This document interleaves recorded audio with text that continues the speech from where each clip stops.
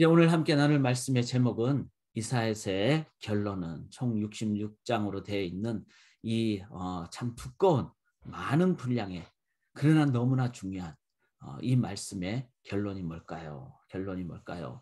이사야서의 결론을 저희가 한번 무엇일지를 생각하면서 읽었고 이제 함께 나누기를 원합니다.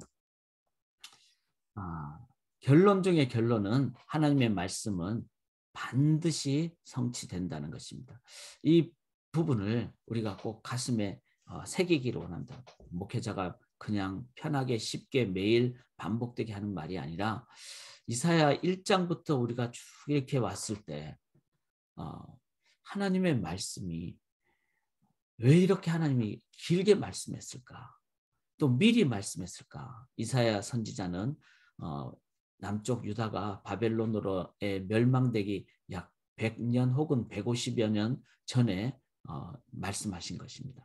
그러니까 미리 100년, 150년 전에 말씀하신 것은 준비하라고, 그리고 깨어 있으라고, 그리고 말씀에 대한 그 명령대로 순종하라고. 그래야지 그 말씀을 바르게 우리가 이제 현재화될 때, 실천될 때, 성취될 때 기쁨으로 맞이하겠죠.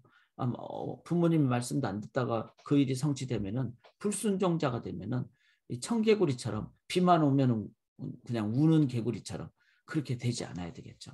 그래서 이 하나님의 말씀은 반드시 성취된다.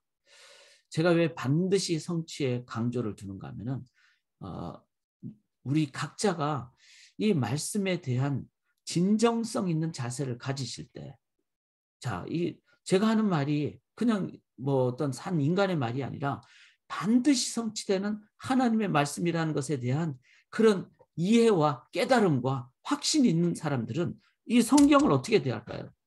정말 두렵고 떨림으로 대하겠죠. 그리고 성경을 어떻게 대할까요? 머리로만 대하지 않습니다. 내 온 삶으로, 영혼, 육으로 그렇게 대합니다. 뜻과 마음과 힘을 다해서, 그리고 지정의로, 지식적인 것뿐만 아니라 감정을 다해서, 내 온 뜨거움을 다해서, 그 다음에 의지적으로 순종하며 실천하며 그렇게 되겠죠.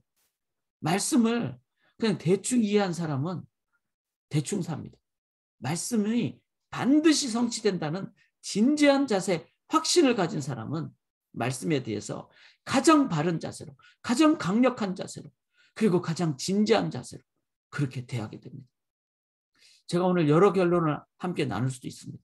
그러나 제가 오늘도 묵상을 반복했을 때, 말씀에 대해서 이렇게 진지하게 생각하는 자세를 갖는 것, 이것이 이사야서에 대한 우리의 자세가 돼야 되지 않을까. 왜 그렇죠? 하나님의 말씀은 근거리 예언은 뭐죠? 당시에 이사야가 바벨론 포로로 끌려가기 약 100년에서 150년 전에 예언한, 그러니까 하나님의 영원한 나라에 비하면 100년, 150년은 근거리 예언이죠.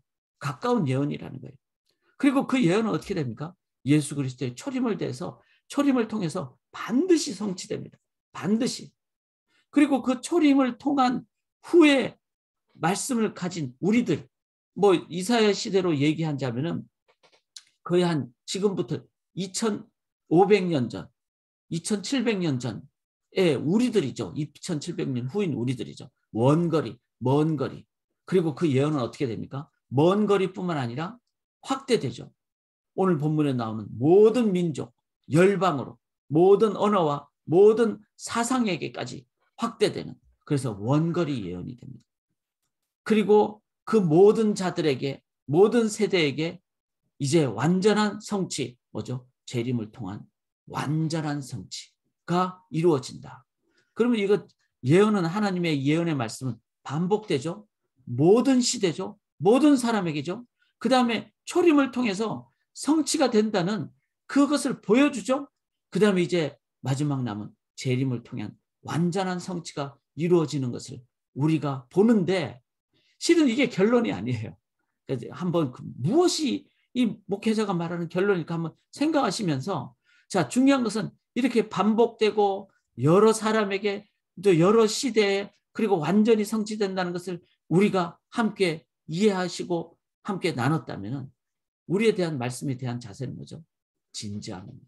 반드시 성취되기 때문에 진지함입니다. 저는 이게 이사야서의 결론 중에 결론이라고 생각합니다.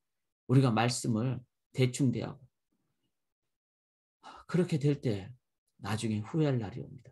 이미 후회하고 있습니다. 우리의 자녀들을 말씀에 대해서 가장 중요하게 여기게 될 때. 이제 저희 둘째 자녀도 이제 조금 있으면 이제 새 학기 시작하기 전에 이제 저희 집에서 이제 캠퍼스로 이사를 하게 됩니다. 이 자녀가 무엇을 제일 먼저 짐을 쌀까? 그럼 무엇을 가장 소중하게 여길까? 저는 하나님의 말씀책을 가장 소중하게 여기고 짐에 넣는다면, 그 가슴에 품는다면 저는 더 이상 바랄 것이 없습니다. 아버지로서, 부모로서 그것이 자녀에게 가장 중요한 유산을 물려주는 거라고 생각합니다. 왜냐하면 말씀에 대한 우리의 자세가 가장 중요하기 때문에. 자, 그러기 위해서 언약의 말씀을 정확하게 알아야 됩니다. 저는 이사야서를 보면 볼수록 어느 장면을 봐도 이사야서는 반복이 많습니다. 그런데 그 반복은 왜 그렇죠? 중요하기 때문에 그렇죠. 근데 그 반복은 다 동일한 내용을 얘기합니다. 자, 오늘도 한번 보실까요? 15절, 66장 15절 보시면은 보라 여호와께서 불에 둘러싸여 강림하신다. 그래서 불에 둘러싸여 강림하신다. 예수님께서 초림하시고 이제 불에 둘러싸여 이제 강림하시는 재림. 하나님의 나라, 알파 오메가가 반드시 있다는 거죠. 우리들은 자꾸 오메가 그러면은 내 인생의 죽음 끝 이렇게 생각을 합니다. 제가 누누이 말씀드리지만 성경이 말하는 오메가는 텔로스, 즉 끝, 우리가 말하는 엔드가 아니라 그 끝이라는 것은 텔로스, 퍼포스, 골, 목적이라는 뜻입니다. 텔로스라는 말 자체. 즉 하나님의 목적이 complete, 이룩된다는 것이 오메가, 알파벳의 마지막 글자죠. 그 끝이라는 거죠. 즉 그걸 통해서 이룩되는 거잖아요. complete.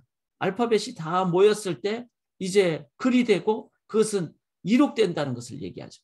즉 주님께서는, 하나님께서는 반드시 재림하심으로 하나님의 나라를 complete, 이룩하신다. 이게 언약의 말씀의 첫 번째 내용입니다. 그래서 내가 죽어 먼지로 되어간다. 그건 육적인 부분이 먼지. 자, 육적인 부분이 먼지가 돼야 되겠죠. 우리 연약한 육신이잖아요. 그게 계속 연약하게 영원히 있으면 그거 안 좋잖아요. 그러니까 우리의 육적인 그 부분은 먼지가 되고, 그걸 생각하면은 너무 여러분 지금 우리의 외모에 육적인 것에 너무 강조를 안 두셔야 돼요. 물론 건강해야 되고 나름대로의 어떤 나의 어떤 그 모습은 있어야 되겠죠. 그렇지만 그것을 영원할 것으로 그렇게 생각하셔는 안 됩니다. 나의 육신은요, 지금 이 땅에 사는 동안 있으면 되는 거예요. 중요한 것은 영원한 것이 뭘까? 왜냐하면 주님의 재림을 통해서 컴플리트 되기 때문에 그 영원한 것에 초점을 맞춰주셔야 되겠죠. 자, 두 번째는 16절에 보면은 내가 그들의 행위와 사상을 아노라. 16절, 여호와께서 불과 칼로 모든 혈육에게 심판을 베푸신 적. 불과 칼로 모든 혈육에게 심판을 베푸신다. 즉 모든이니까 전 세계적, 전 역사적 무엇이 일어납니까? 심판이 일어난다. 저지먼트, 상급 심판과 영벌 심판이 일어난다. 평가가 일어난다. 이거를 기억하면서 여러분, 공부를 미리 한 사람은요, 시험이 두렵지가 않습니다. 즉 주님 앞에서 내가 오늘 준비된 자는 주님 언제 오시는 것이 두렵지가 않습니다. 기다려지죠. 자, 세 번째 하나님의 말씀 뭔가 하면요, 18절에 보면은 내가 그들의 행위와 사상을 아노라. 때가 이르면 문나라 언어가 다른 민족들을 모은다 그랬습니다. 제가 여기 그들의 행위와 사상, 이 행위라는 말은 제가 이제 철학을 전공했으니까 저는 이 구절이 너무나 중요하다는 걸 압니다. 실존적인 삶을 얘기합니다. 실존적인 삶. 그러니까 행동을 얘기하죠. 행동. 그리고 사상은 뭐죠? 그들의 이념을 얘기합니다. 철학을 얘기하죠. 그러니까 다 나름대로 사상을 갖고 있어요. 지금 탈레반에 의해서 아프가니스탄 국가가 지금 뒤집어졌잖아요. 그 탈레반이 왜 그렇죠? 그들의 사상이 있다는 거예요. 그들의 사상은 근본주의적인 사상입니다. 그 땅에 여성들을 다 짓밟고, 그리고 그들은 어떤 그 행동을 통해서 심판의 무게가 더해진다고 생각합니다. 근데 그게 과격한 행동이죠. 그런 행동과 사상, 삶과 사상에 대한 심판이다. 제가 왜 이 부분도 이사야서를 통해서 깨달으면서 중요하게 여기는가 하면요. 우리는 우리 나름의 다 사상이 있고 행동이 있는데 그게 대해서는 별로 생각을 안 하고 우리는 어떤 외적인 것에 초점을 맞추기가 쉽습니다. 예수 믿고 구원받으세요. 예수 천당, 불신 지옥 맞죠? 그러면 그 예수가 뭐냐? 그리고 불신이 뭐냐? 지옥이 뭐냐? 이 사상에 대해서, 행위에 대해서 그 깊은 부분을 우리들은 또한 정립을 해야 됩니다. 왜 이슬람이 나쁜지, 왜 힌두교가 나쁜지, 그리고 왜 불교가 문제가 있는지 이런 부분에 대한 온전한 이해와 그럴 때 우리들은 그 깊은 내용 속에 참된 자세와 비판력을 가지고 다가가게 되고 그리고 또 우리 하나님의 말씀에 깊이가 있잖아요. 여러분 일반 은총은요. 일반 사람들의 또 하나님이 은총으로 함께 주신 겁니다. 그래서 그 일반 은총에 대한 이해가 있지 않고 그냥 단순히 예수 천당 불신지옥 그리고 당신 안 믿으면 죽는다. 너무 말씀을 단순화해버리면은 우리가 믿지 않은 자들에게 다가갈 때 너무 쉽게 얘기해버려요. 너 예수 안 믿으면 죽는다. 지옥 간다.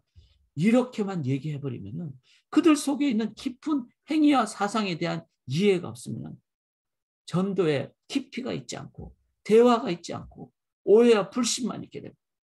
그 전도의 어떤 한 측면만 갖게 되다 보니까 열정은 이해하죠. 막 절에 가가지고 절 앞에서 막 불상 앞에 소변 오줌을 싸버리고 그리고 그들 앞에 가서 초파일 날 막 그냥 그 예수 믿으라고 막 피켓 들고 막 그렇게 하게 되는 열정은 이해가 갑니다. 영혼에 대한. 그러나 그들 속에 있는 깊은 것에 대한 이해와 나눔과 그리고 그들에 대한 그 이끌어가는 그런 대화의 그 미팅 포인트를 그러죠. 함께 나누는 모습을 갖게 될 때. 하나님 그랬잖아요. 내가 그들의 행위와 사상을 하며 우리가 그들의 행위와 사상에 대해서 알고 그 다음에 그들을 나누고 대화하고 그리고 그들을 이끌 때 그 모르면은 대화가 안 되죠. 그러니까 자꾸 그냥 너무 가볍게만 쉽게만 얘기해버리기가 쉽다는 거. 우리가 이것 또한 이사야서를 통해서 정립할 수 있기를 원합니다. 자, 18절을 보시면은 문나라 언어가 다른 민족들을 모으리니 그들이 와서 나의 영광을 볼 것이다. 자, 모든 언어와 모든 민족이라고 했습니다. 열방이라고 했습니다. 열방.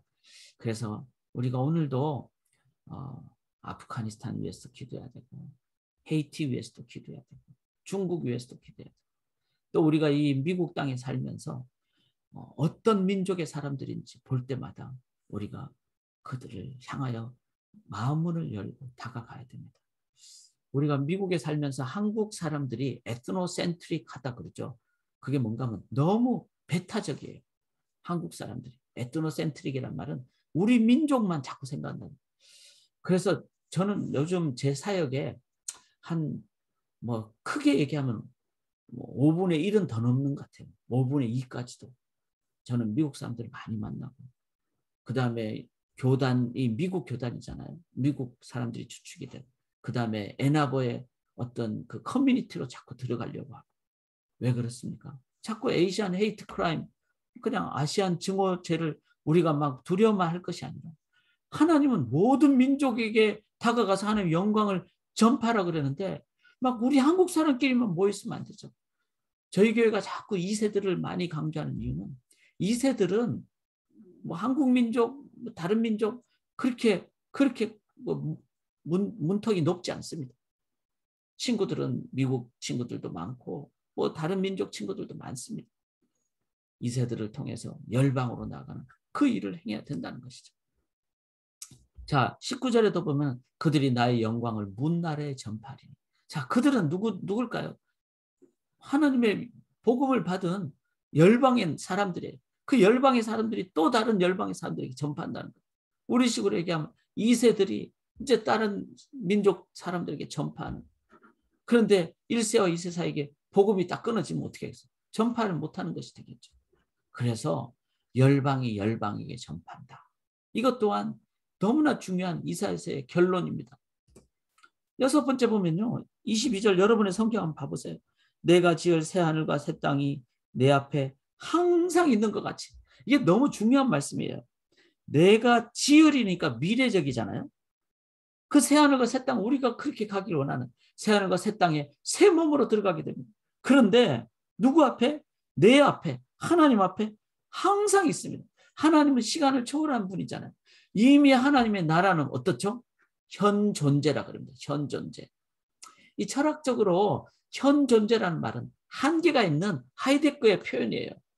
그런데 하나님 나라의 철학의 의미로는 현 존재 다자인이라는 말은요. 하나님 나라는 존재적으로 그 자체가 실존한다는 것을 얘기해요. 실존한다는 것을. 지금 우리의 이 땅에서는요. 존재와 실존이 같지 않습니다. 그냥 하나의 어떤 에센스, 즉 본질적인 부분이 있으면은 그것을 우리 지금 예수 믿는 사람들이 다 완전히 누리지 못하잖아요. 새 몸이 아니기 때문에. 그래서 우리는 이 땅에서 실존의 한계를 갖고 있어요. 그래서 우리가 실존주의 철학을 우리가 좋아하면서도 그거는 무서운 거예요. 키에르 케고라는 사람이 실존주의 철학을 얘기하고 그 다음에 까미라는 사람들은 허무주의 실존주의를 얘기를 하고 있어요.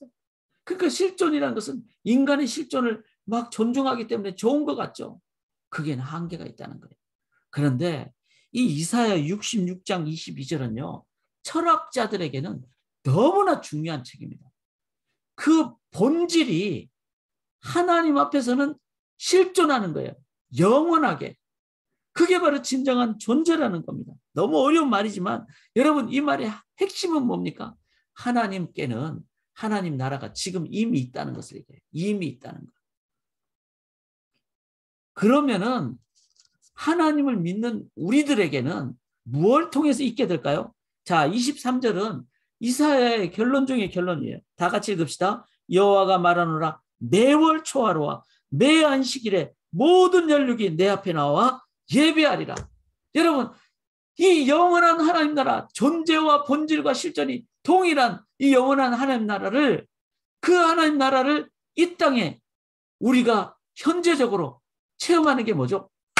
예배입니다. 예배. 그 예배를 하나님이 뭐라 그러죠? 매월 초하루에 우리식으로 얘기하면은 첫째 주일 아니면은 이게 바로 찬양과 기도의 밤이에요.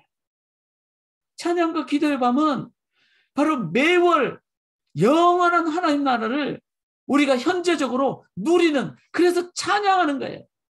그렇지만 우리가 그 다음 달을 위해서 기도해야 되는 이유는 뭐죠? 아직까지 이 하나님의 나라를 못 받는 사람들이 있기 때문에 그래서 그 하나님 나라의 현재적인 삶을 누리는 것이 찬양이고 찬양의 밤이고 그 다음에 그것을 내가 다음 한 달 동안에 최선을 다해서 전파하겠다. 이게 기도의 밤이라는 거예요. 그러나 우리에게 또 하나는 뭐가 있죠? 안식일에 인자는 안식일의 주일이라. 주일에 매 주일마다 지난주일 우리 야예배처럼 함께 기쁨으로 그리고 인자는 안식일의 주일이니까 이 매일 새벽 여러분 새아침 기도회는 매일 예배고 매일 안식일이고 매일 하나님 앞에 예배드리는 하나님 나라의 기쁨을 이 새벽에 우리가 영광으로 미리 맛보는 것 현재적으로 맛보는 것. 자 아직 결론이 아닙니다. 영원한 이 현재를 진정한 결론이 뭘까요? 이 예배의 삶을 즉 예배의 삶은 수직적인 삶이잖아요. 하나님과의 관계. 이 매월 안식. 그래서 여러분 찬양과 기도의 밤을 저는 어떻게 보면은 참 제일 중요하게 여깁니다. 이 매 초하루 매월 초하루이기 때문에.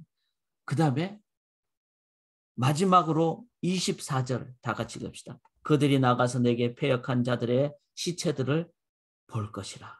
그 벌레가 죽지 아니하며 그 불이 꺼지지 아니하여 모든 혈육에게 가증함이 되리라. 그 불이 꺼지지 아니하여 모든 혈육에게 가증함이 되리라.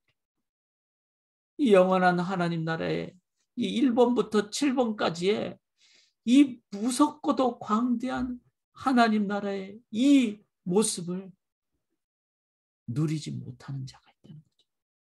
영원히 꺼지지 않는 불에서 가증한 그 심판을 받는 자들.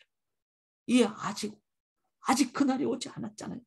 그 벌레가 영원히 타오르는 그 벌레, 타지 않으면서 고통을 영원히 당하는, 타는데 고통을 영원히 당하는 그날이 아직 오지 않았잖아요. 그걸 위해서 우리가 해야 될 마지막은 뭘까요? 복음을 전하는 수평적인 삶입니다. 사랑하는 여러분, 예배와 선교, 예배와 전도는 이사야의 결론입니다. 그 결론을 우리가 가슴에 품는다면 우리의 실천은 뭐가 돼야 될까요? 우리의 실천은 바로 이겁니다.